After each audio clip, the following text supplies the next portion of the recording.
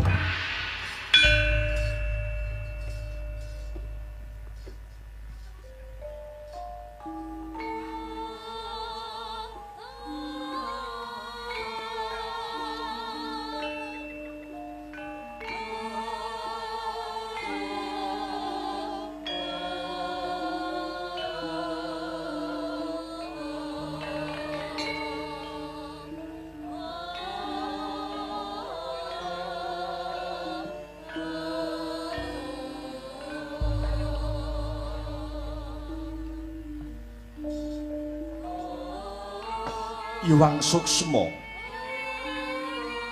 Suksma mangadi luwih payungana marang Begawan Suwandagni sumrambahe para warga Gung kang mapan ana pertapan jati srana kene. Ngger, putraku bocah bagus, anakku bocah sigit, Sumantri nitik saka lekering wadana jaiting netra kang sarta tepunging wimba sajak beneh karo adat saben dene Sumantri marak ngadhep marang pun bapa mara enggal sajarwa matura kelawan pun bapa Sumantri. Aduh bapa Panemban, Bapa Panemban jimat sesembahan kula donya prapting delahan. Gandeng sampun sakwetawis dangu. Kula paduka gula wentah wiwit kuncung ngantos gelung ing pertapan jati srana mriki. Mongko Sumantri menika kalebet putra bangsa ingkang maknanipun sak saged atur pisumbang bebantu ngagengaken lelabuhan dumateng nagari. Jernyatanipun Sumantri saged gesang awit saking pengayomaning ratu ing negari Maespati. Nuwun pangapunten Bapa, kula nyuwun palilah. Sumantri nyuwun idi palilah kang sarta pangestu. Kula nyuwun pamit dinten sakmangke badhe nderek suwita wonten ing negari Maespati. Puruhita dumateng sesembahan kula Sri Arjuna Sasra Bapa.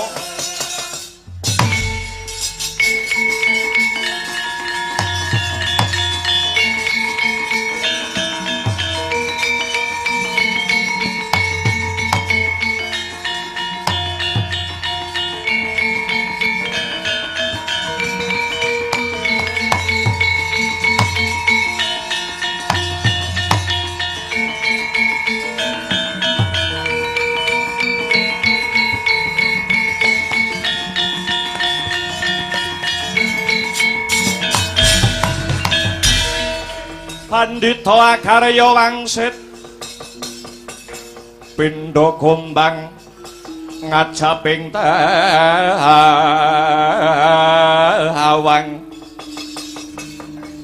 susung angin ngending kene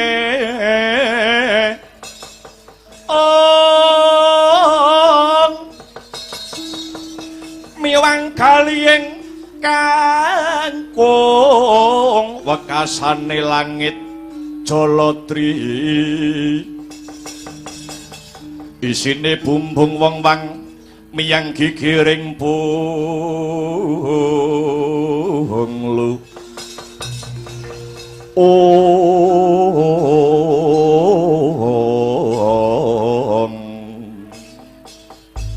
Kosik Sumantri, wong tuamu Resi Suwandagni ora bakal nggondeli. Ternyatane sing arep kok gayuh kuwi luhur lan becik. Nanging ibarate wong lelungan mestine kowe duwe sangu. Anggonmu bakal ngenger mring negara Maespati, kira-kira buncimu apa Sumantri?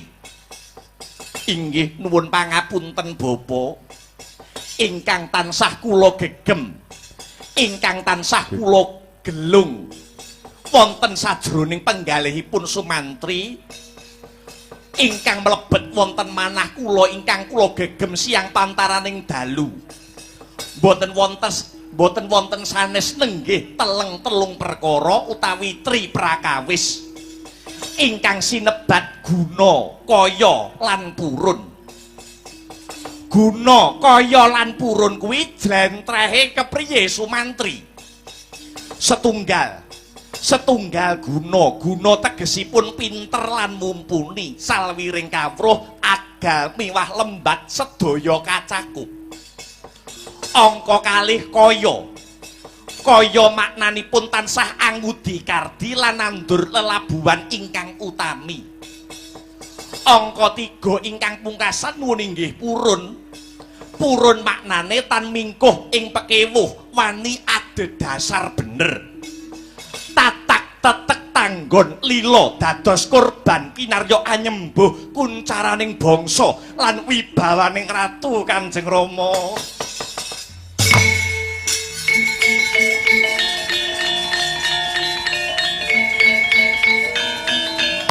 Anakku tenang.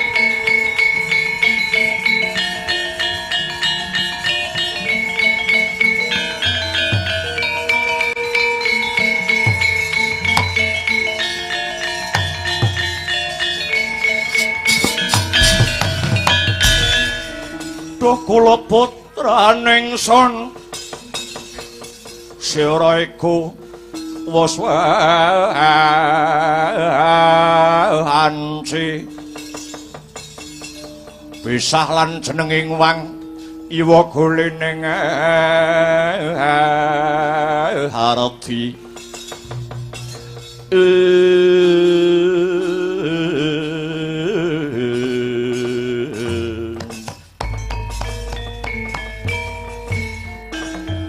jagat dewa Bathara ya jagat pangestungkara. Oh Sumantri anakku lanang, bareng aku krungu tekad munggonmu bakal suwita marang ratu ngenger marang Narpati ya kuwi babakan guna kaya lan purun. Rumangsa bombong Birawa kaya kejugrukan ukir sari kablabaran Samudra Madu. Budhalo dina iki Sumantri, budhalo dina iki nganggo tekad satriya tanah Jawa. Muga-muga gegayuhane Sumantri dadi priyayi bisa kasembatan ya nancah bagus Sumantri.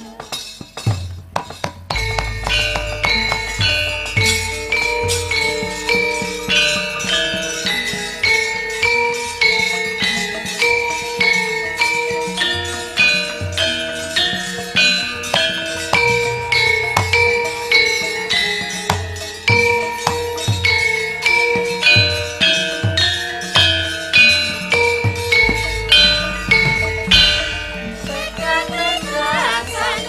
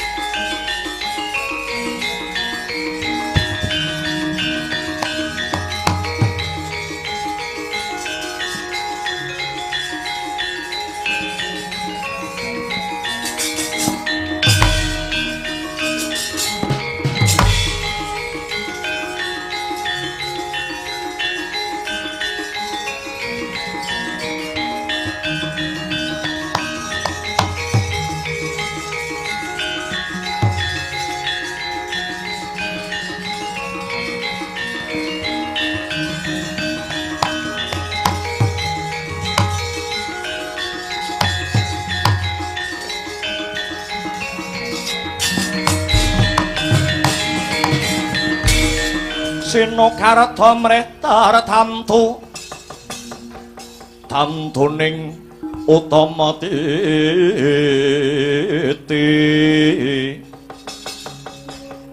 tetep dadi pangubahaning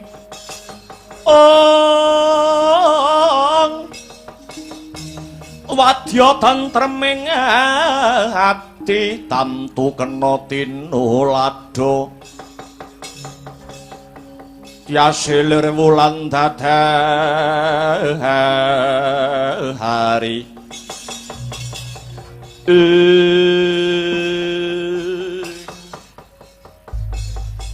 yen ora sisip sing dadi panduluku iki sajake Sukasrana sing ngadhep marang Pun Rama. Kepriye ngger Sukasrana? Bapak, aku teko mrene mung bakal goleki kakangku mantri Bapak. Kakangku mantri ning endi Bapak? Aku kangen banget karo Kakang Mantri. Aku pengen nyium Kakang Mantri, Bapak. Sukasrana. Yen kowe goleki Kakangmu Sumantri ora bakal ketemu. Merga Kakangmu Sumantri dina iki lagi ana ing alas. Golek kayu kanggo ngobong rereget apa wae sing mapan ana pertapan Jatisrana kene Sukasrana. Kowe ngomong tenan apa ngapusni? Kowe aja ngapusi lho Bapak. Kowe iki pendhita. Pendhita kuwi papane dipundi lan ditata, dipundi pangandikane ditata ing resolah bawane. Ngibarate yen Bapak Suwandak niki nguyuh karo mlayu, ibarate yen Bapak Suwandak niki nguyuhmu karo mlayu, murid-muridmu sok nek nguyuh malah dicecer-cecer ning ngalor ngidul lho Bapak. Bapak aja ngapusi. Aja ngapusi karo anakmu aku Sukasrana. Ayo kowe aja goroh, kowe aja ngapusi. Kakang Sumantri lak wis budal ning Maespati arep ngenger karo Prabu Arjuna Sasra. Iya ngono apa ora Bapak? Oh, Sukasrana.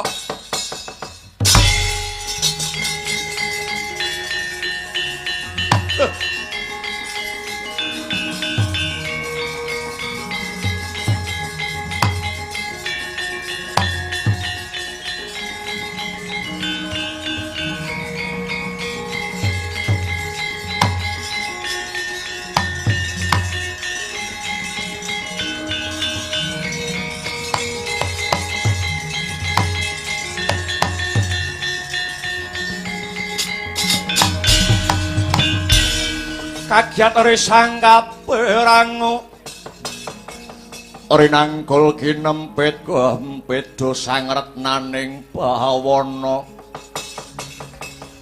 ya si tukang walang hati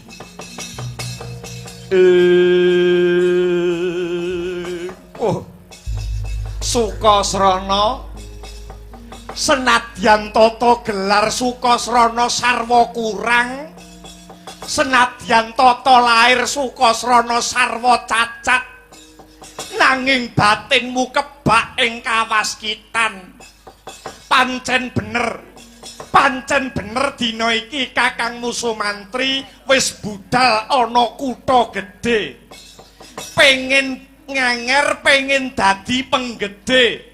Pengen nganger, pengen dadi priyayi sing gedhe pangapuramu ya Sukasrana. Pun bapa wis ngapusi karo kowe nang merga yen bapa ora ngapusi mesti wae kowe goleki, mesti wae kowe bakal nututi. Lho, aku mesti goleki bapa, aku mesti nututi. mergo aku ra mentala yen iki mengko kakangku kena rubeda ana ing dalan yen ana cilik lara gedene kakang mantri mati aku adine sing ndak trima ning aku ya sadar diri kok Bapak upamane aku mlaku bareng kakang mantri mesti wae kakang mantri bakal isin mula aku ra bakal nyedak karo kakang mantri ya Bapak aku ra bakal nyedak ning aku arep ngawat-ngawati saka kakadoan engko yen ana perkara apa wae aku bakal bantu Bapak aja kuwatir Bapak aja kuwatir aku ra bakal nyedaki kakang mantri kok aku dhewe ya mawas diri raiku kaya ngene arep nyedaki wong ganteng ndak malah kakang mantri engko isin aja ngomong ngono kowe iki ya anakku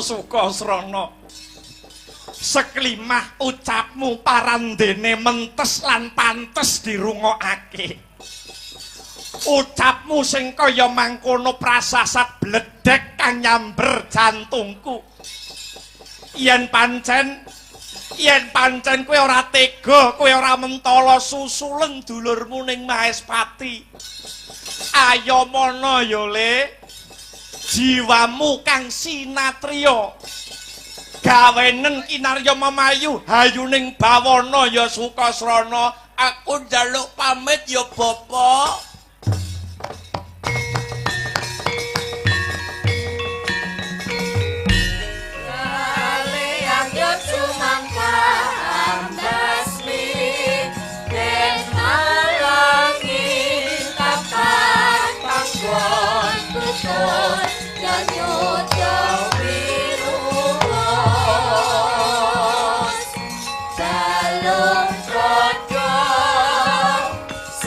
hati-hati ya cah bagus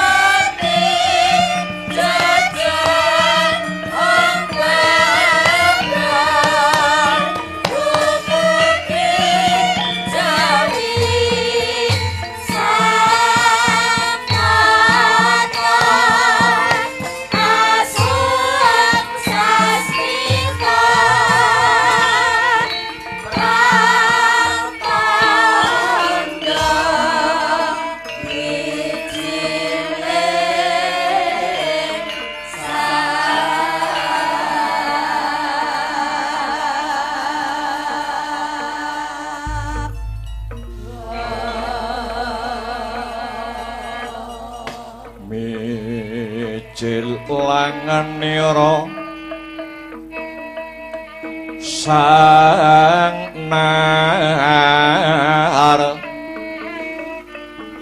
pati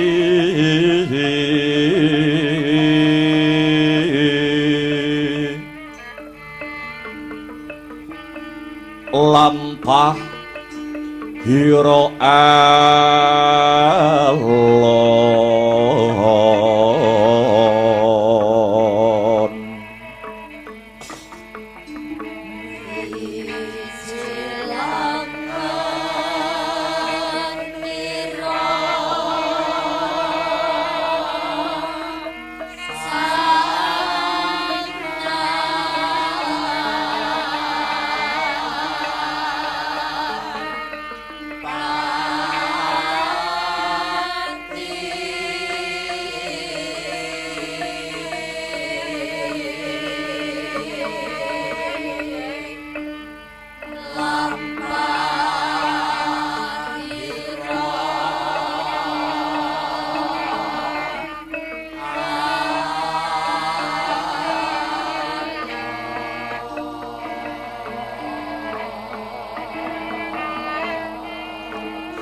kinarabak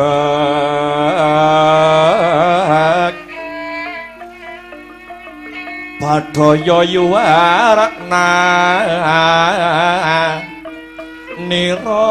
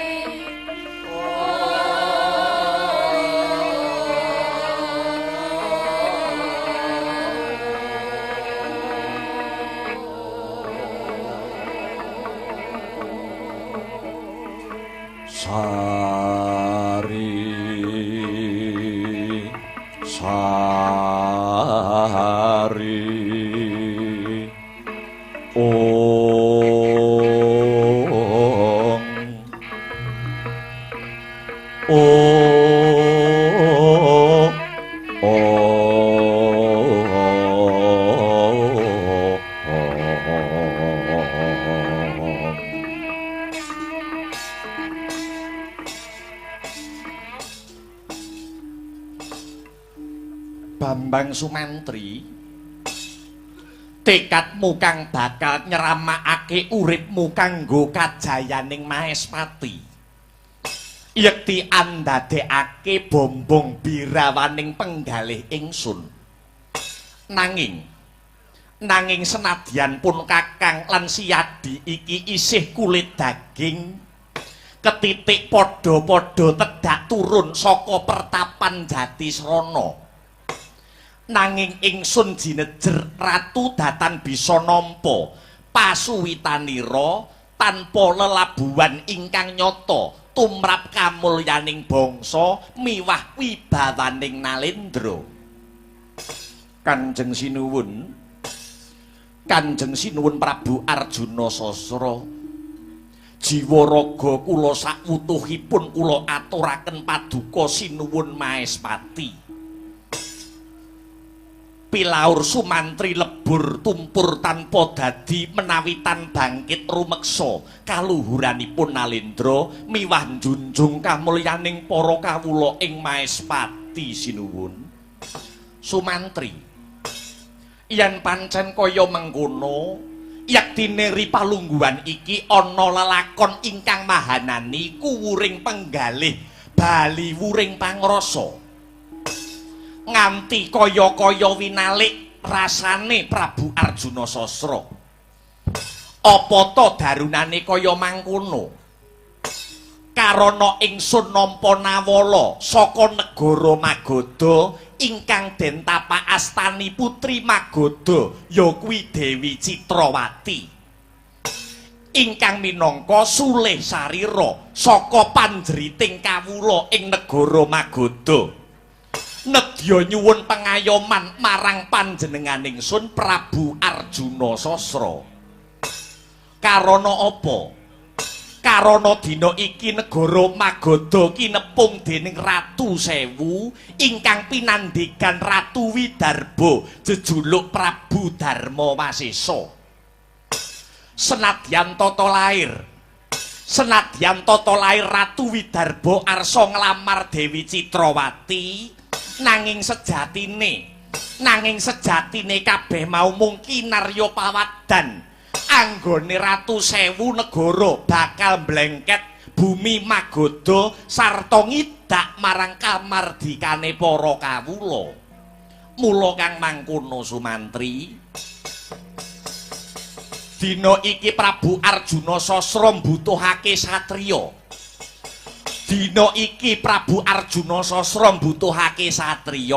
Ingkang darbe kewanen kesaguan lan kaprawiran kinarya ngundurake Ratu Sewu negara sarta amboyongi Dewi Citrawati mring Maespati kinarya garwaning sun Sumantri. Lire lelabuhan triprakawis guna bisa sanes kareng karya binudi dadi unggule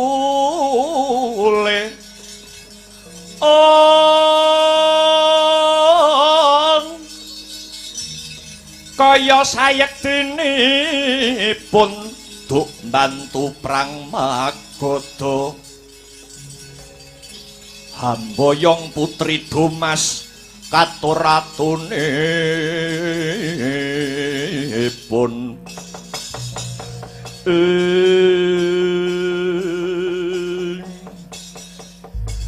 aduh jimat pepunden kula sinuwun donya prateng delahan sampun gamblang wijang sedaya dawuh paduka minangka pamecuting diri panggemblenging raos tumraping kula pun Bambang Sumantri. Pramila daya-daya kula nyuwun palilah sarta pangestu anyarengi sintrang samirana kula pribadi ingkang badhe jumangkah ngrampungi perkawis ingkang kagelar wonten bumi Magadha Kanjeng. Duga ginawa ngati-ati aja nganti keri Sumantri. Sintrang samirana kesering waris pantikan guru ing parang linutun ing manon tumapa ing lakon sintrang samirana kesering waris pantikan guru ing parang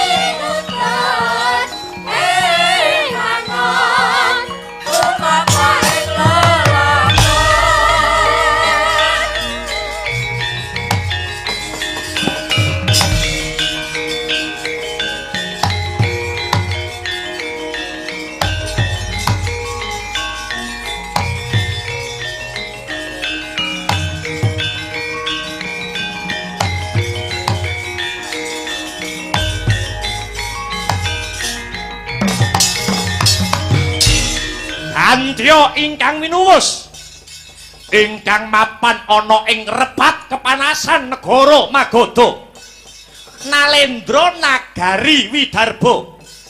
Nalendra Nagari Widarba Sang Prabu Darma Wasesa. Solahe kadya mliwis nyampar banyu.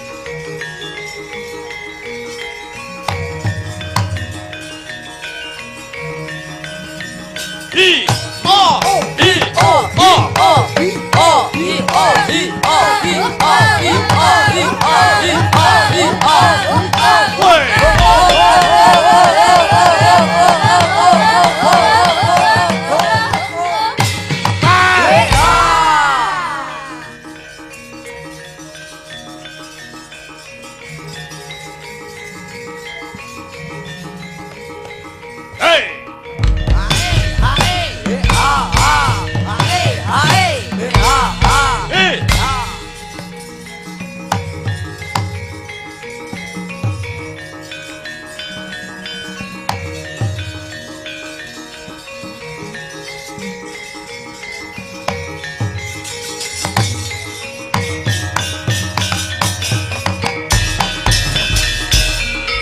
Srumah payun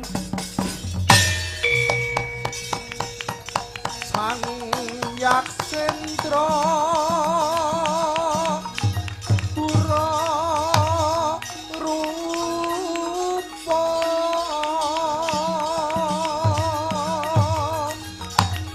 mangsa kadhi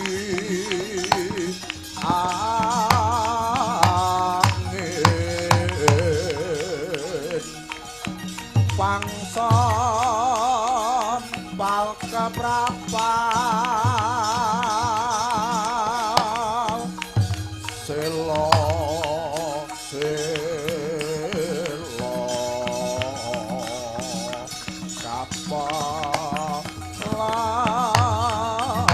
kapalasat satu lumayu mangungsi kagyat kagudo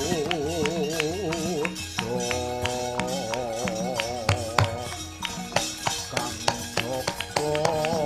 joko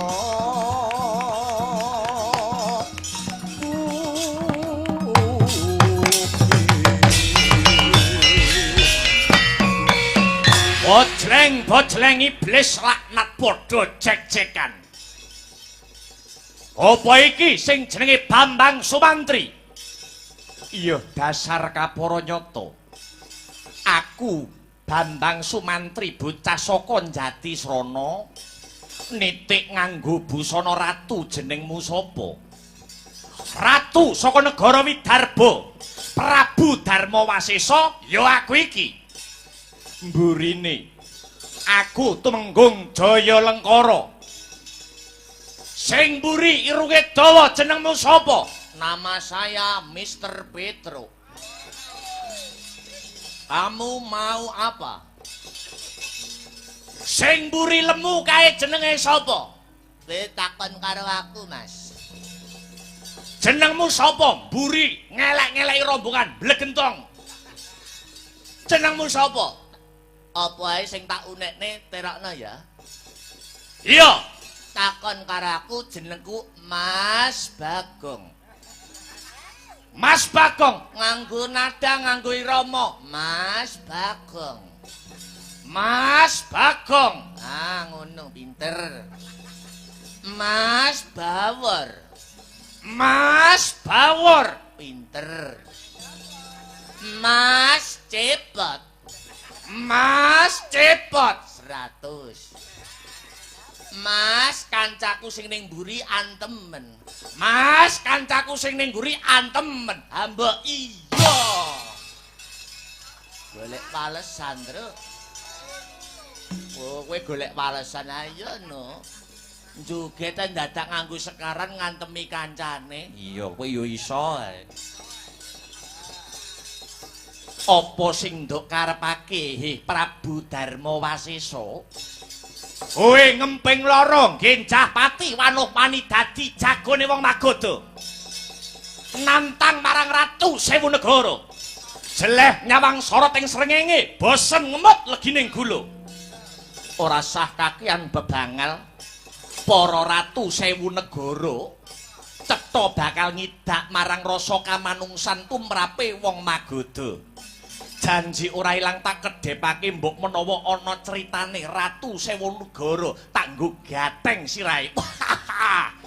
Suke kendel pondowani. Maju sejangka leno pangin damu kibeng diengkleh bangke amuwe.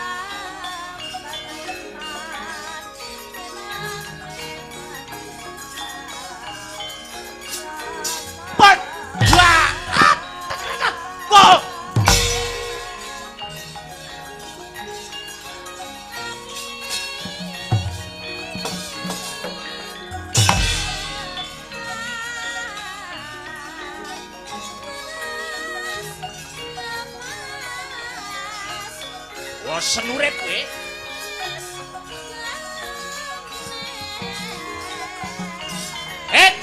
Wah! Sundel Gang. Oke. Jos.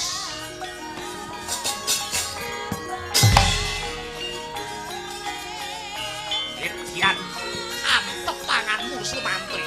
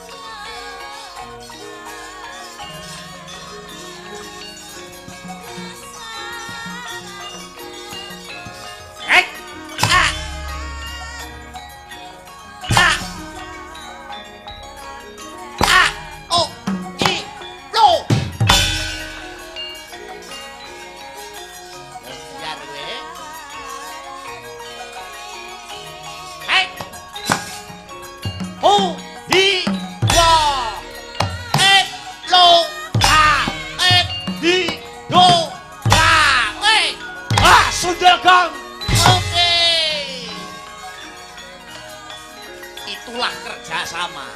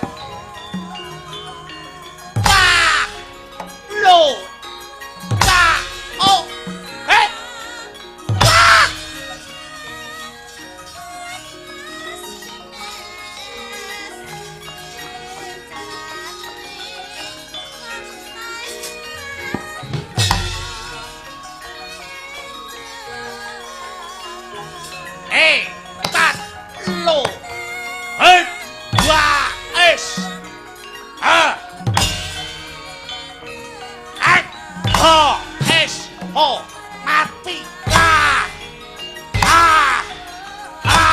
Sundel Gang. Oke. Biar gue.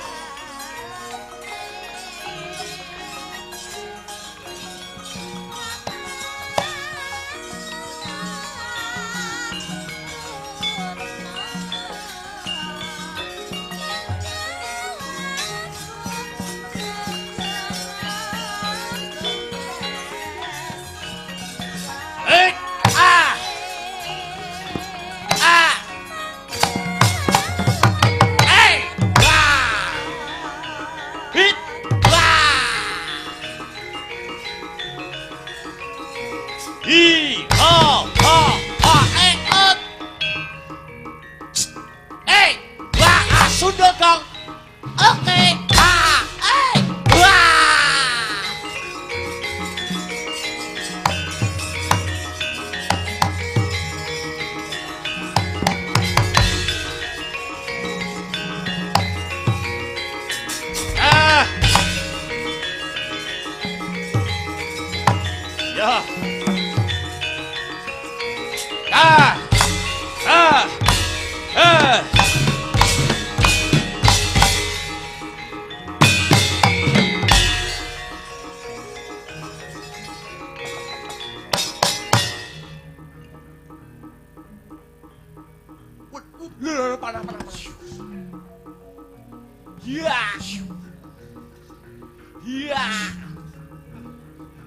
Uilah. Yo. Ya. Ya.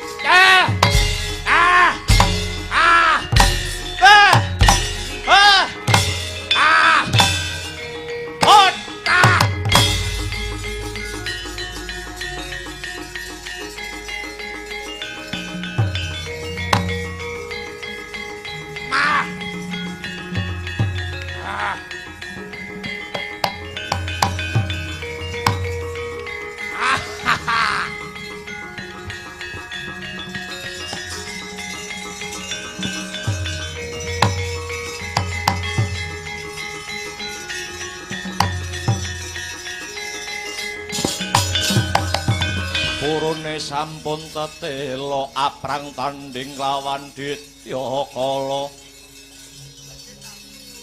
Tanding lawan Ditya Kala Ngalengka Suwanda mati ngrana. Kocap kacarita nalika samana dene Dak Bambang Sumantri dening tetungguling Ratu Sewu Negara nenggih Prabu Darmawasesa. Gumelap ngasta pedhang ligan ciptaning driya kinarya maca janggane Bambang Sumantri tanggaping gragat nenggih Bambang Sukasarana niyup saking dirgantara njawil bathuke Darmawasesa ambyar dadi lebu.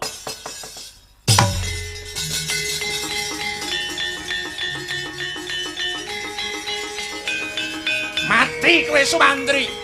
Ampun.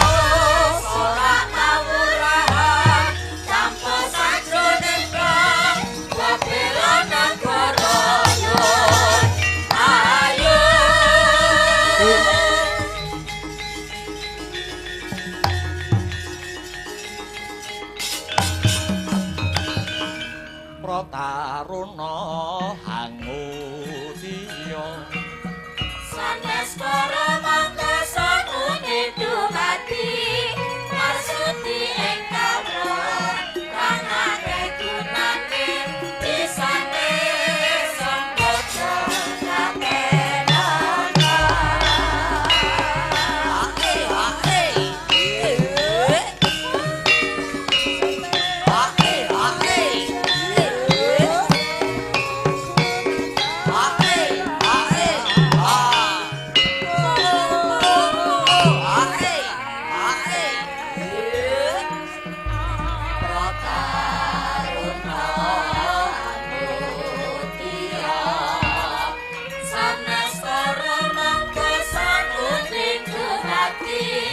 marsudi ing kawruh kang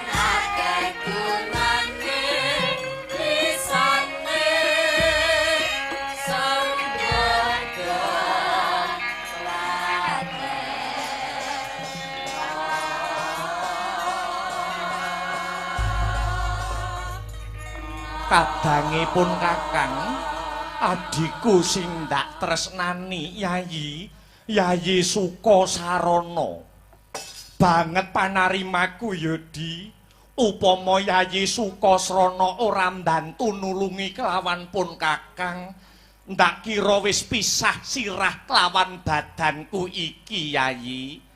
Mula ndak pundhut kanthi banget yen pancen bener kowe tresna karo kakangmu, kowe aja adoh-adoh karo aku ya Sukasrana. Wis dadi kukuku kewajibanku.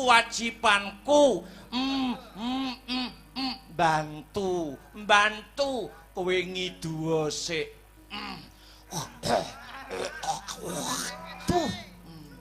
Lambeku akeh itu dadi nek omong angel. Iya, aku wis apal. Aku mbantu karo kowe Kakang Mantri. Iya. Mulane kowe aja adoh-adoh karo aku ya Di. Lho, aku gak wani cedhak-cedhak karo kowe merga wujudku buta bajang. Kowe bagus ning aku kaya wedhus. Engko kowe isin. Ora Yayi, ora. Nadyan to wujudmu kaya ngono, nanging kowe bocah sing pinter, ora nate ngapusi. Mula pun Kakang tresna banget karo si Adi. Aku ya sayang banget karo Kakang Mantri. Iya ya Sukasrana, iya. Mula kowe kudu gegandengan asta karo aku ya Di. Nek aku cedhak terus karo kowe, engko akeh wong bingung, akeh wong takon, wong ganteng ngono kok gandeng kirik. Mula aku tetep ngawat-ngawati saka kadoan.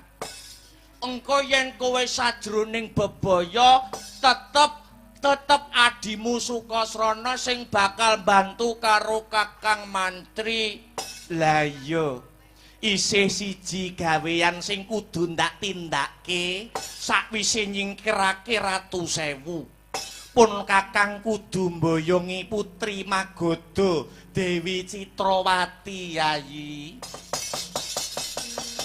Pramara reh mangus wamya ngambrang kadi karonaning kaswasih ring marga Hamalakung. Risang ganda wastrat maca leng-leng lalu mangulati Surya mangrangsang wayah, Surya mangrangsang wayah. Umyus amara wayahanto.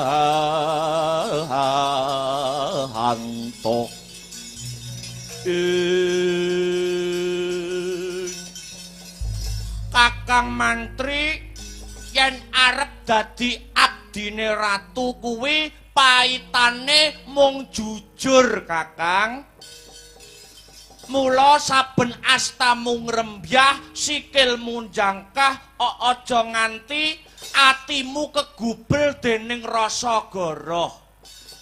Anggonmu bakal dadi penggedhe Maespati iki gegayuhan sing luhur.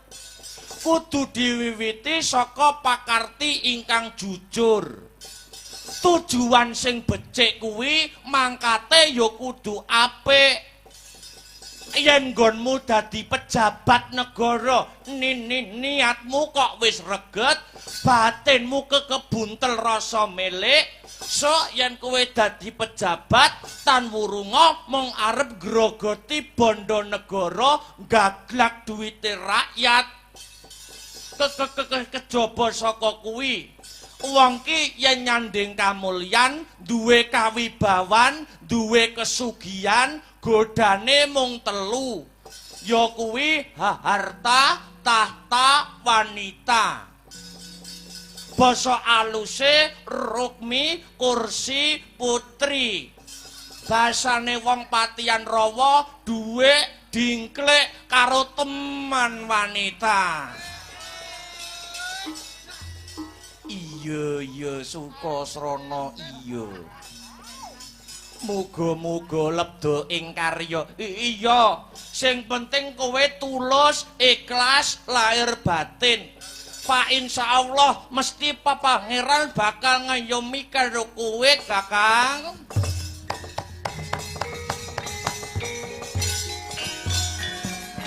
Tan samar pamor ing suksma sinuksmaya winahya ing asepi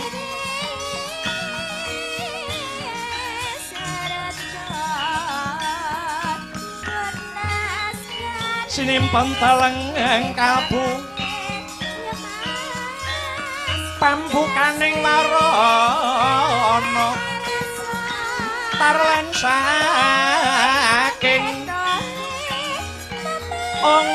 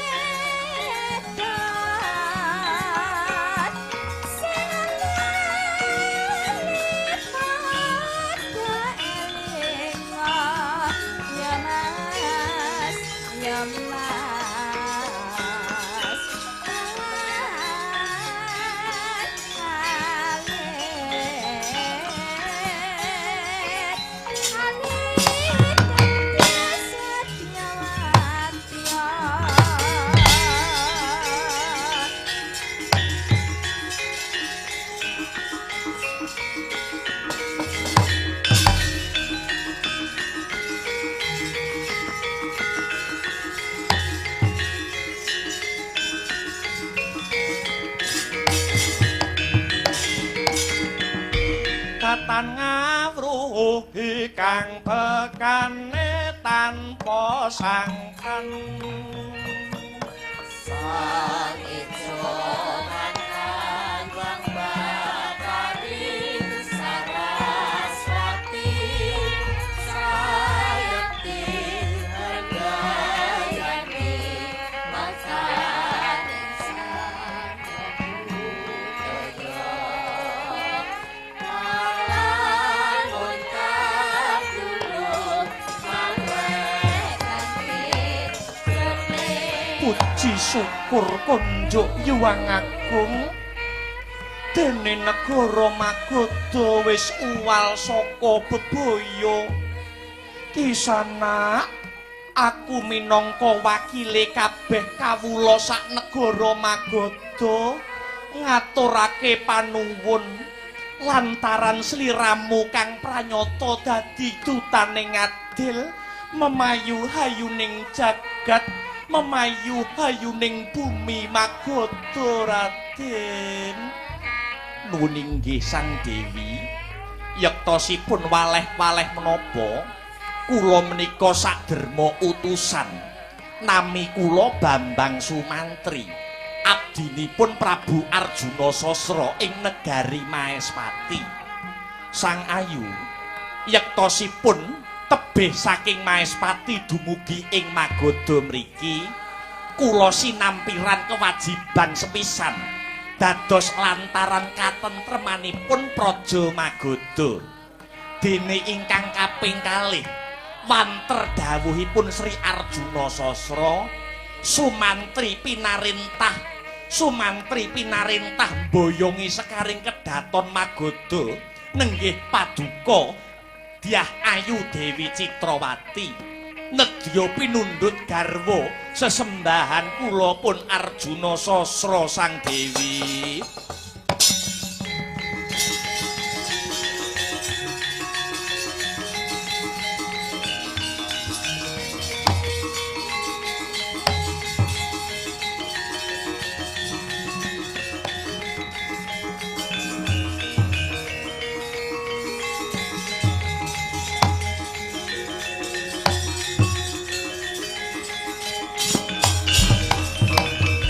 sira sang tuing arum ilining memanis hambleber mringkang cipta ing kisana ya kene babaring lelakon ora jumbuh karo gegambaran Bambang Sumantri nalika negara Magadha kinepung Ratu Sewu aku atur nawala marang Prabu Arjuna Sasra serupa nyuwunku supaya Ratu Maespati jumangkah nyarirani pribadi hamberat kamurkane Ratu Sewu negara nalika kuwi Citrawati wis sumpah Citrawati wis prasetya ya mung priyagung sing bisa ngisas kawengisane Ratu Sewu sing bakal ndak suwitani donya prating delahan nanging yogene ripalungguhan iki dudu Ratu Maespati kang makarti malah jeneng sira Sumantri ingkang rampungi mula kang mangkono Raden jumbuh kelawan sumpahku dudu Prabu Arjuna Sasra nanging Bambang Sumantri sing menang Malakrama Citrawati iki Raden.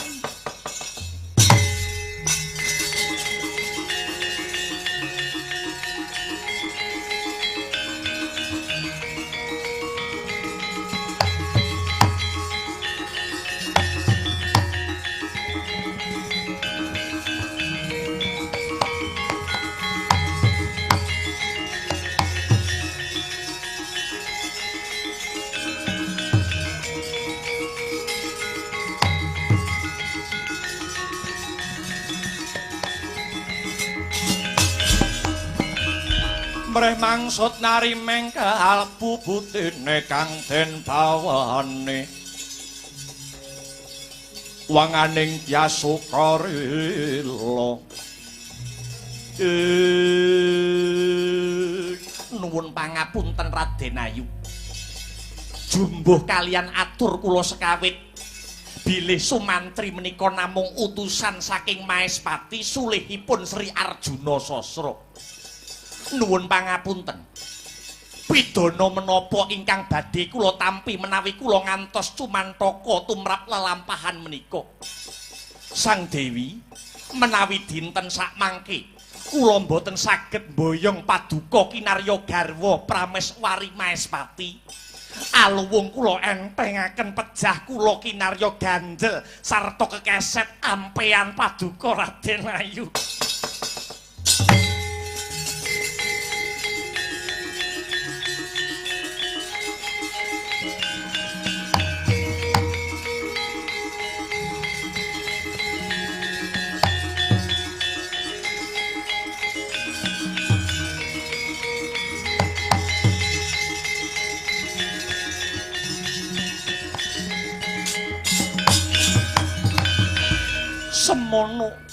Semono kasetyanmu marang sesembahanmu Maespati Sumantri yen pancen kaya mangkono sing ndok karepake aku mung bisa pasrah marang garising kodrat nanging mangkene ya Gus dina iki Citrawati pengen bukti lan jagat sing dadi saksi lan mung kowe Sumantri sing bisa mbuktekake lamun to Ratu Maespati kaprawirane luwih unggul tinimbang abdine sing jeneng Sumantri aku butuh bukti kowe sing bisa mbuktekake Gus.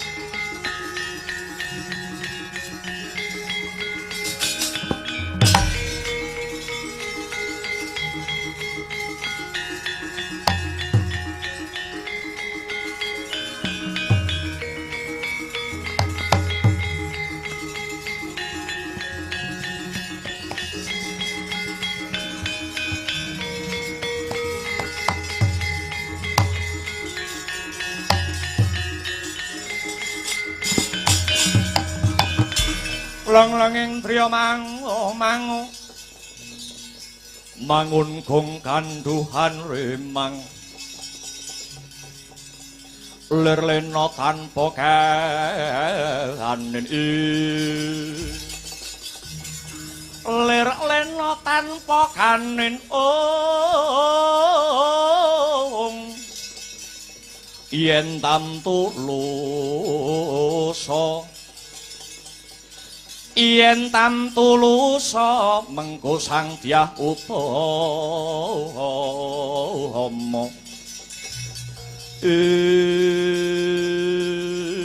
aduh Raden Sumantri kula pepatih saking negara Maespati nami kula pun Patih Surata kula nderek mangayu bagya nderek bombong dene jengandika sampun keparengi sas ratu sewu negari mundur saking negara Magoda maksih tunggal kewajiban ingkang kedah paduka tindakaken nuwun inggih amboyongi Dewi Citrawati kinarya garwa prameswari ing negari Maespati mila saking menika Raden sumangga kula dherekaken boyong sekaring kedaton negari Magoda Raden.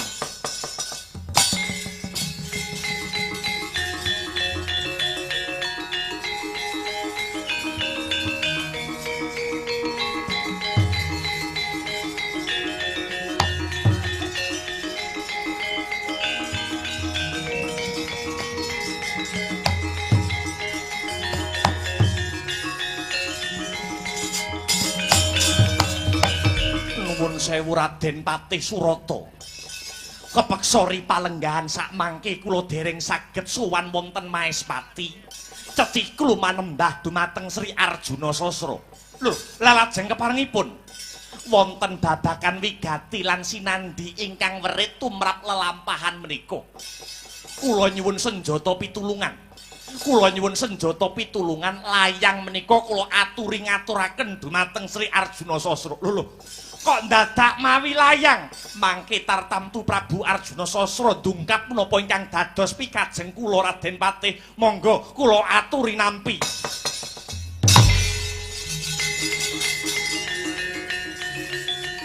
Weh ladalah kok ya ana wae.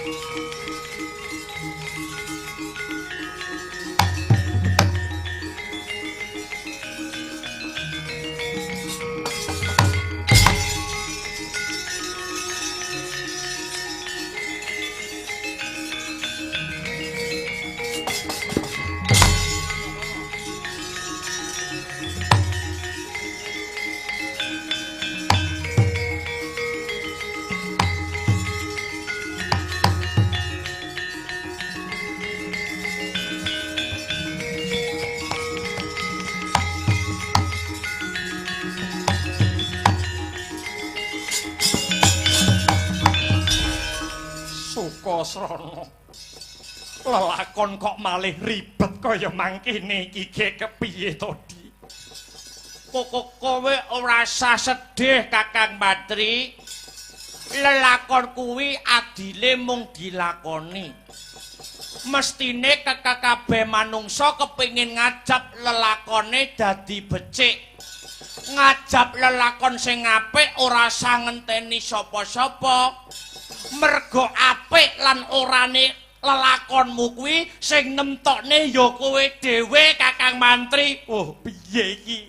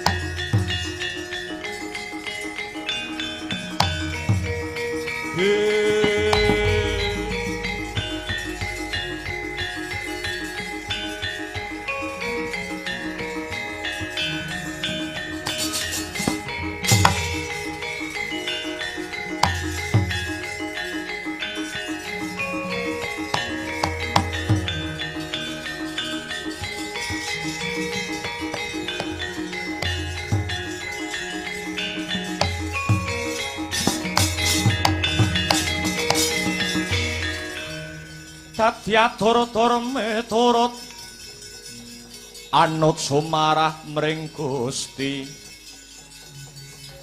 dene sidi miwang utama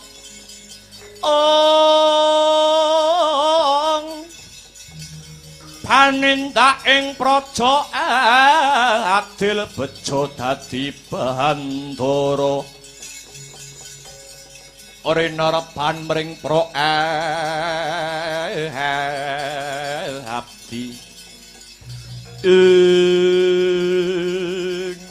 Kakang Patih Surata kepriye kabul kawusanane Kakang adoh sinuwun kalilan matur sisip nyuwun diagung pangaksami kula sampun nyekseni piyambak dumateng kasantosaning lair lan batin nenggih Bambang Sumantri ketitik sagebyaring kilat saged nyingkiraken Ratu Sewu Negari saking negara Magoda namung kemawon Kanjeng sasampunipun kula pinanggya kalian Bambang Sumantri nedya kula dherekaken kondur dhateng negari Maespati malah panjenenganipun masrahaken Nawala utawi layang supados kaaturaken dumateng Paduka Sri Maespati sumangga kula aturi nampi Kanjeng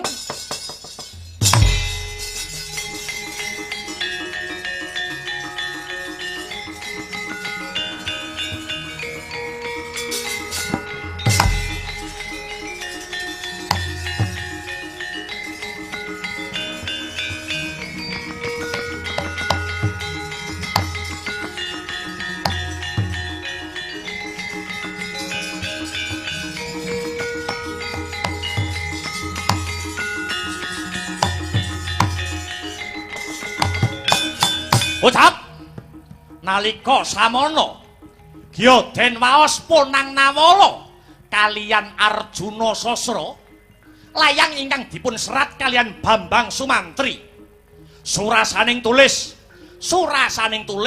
nenggih Bambang Sumantri sampun kasembadan mboyong putri Magoda nenggih Dyah Ayu Dewi Citrawati nanging Bambang Sumantri ngedalaken Giri Sayembara Prabu Arjuna Sasra kasembadan Hanggarwa Dyah Ayu Sang Citrawati lamun saged nandingi kaprawiran miwah kadigdayanipun Bambang Sumantri duka Sang Arjuna Sasra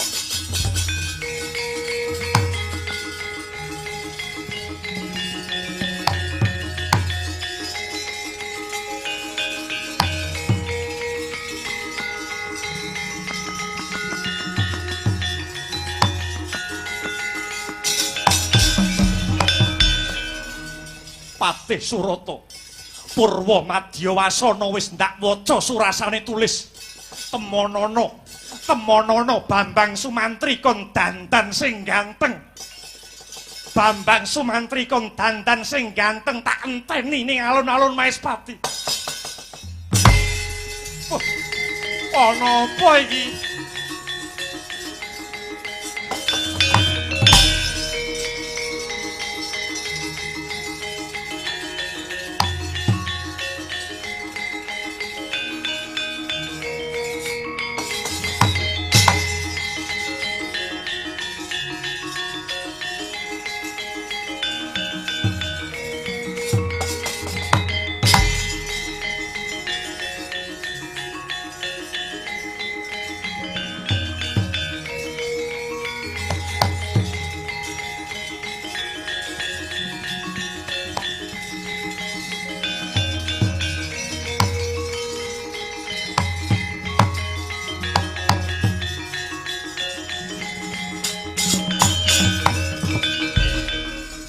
kados pundi Raden Patih Nawala sampun kula caosaken sinuwun Prabu Sri Arjuna Sasra sakmangke jengandika Bambang Sumantri kapundhut supados siaga ing diri sawega ing gati mapan wonten alun-alun Maespati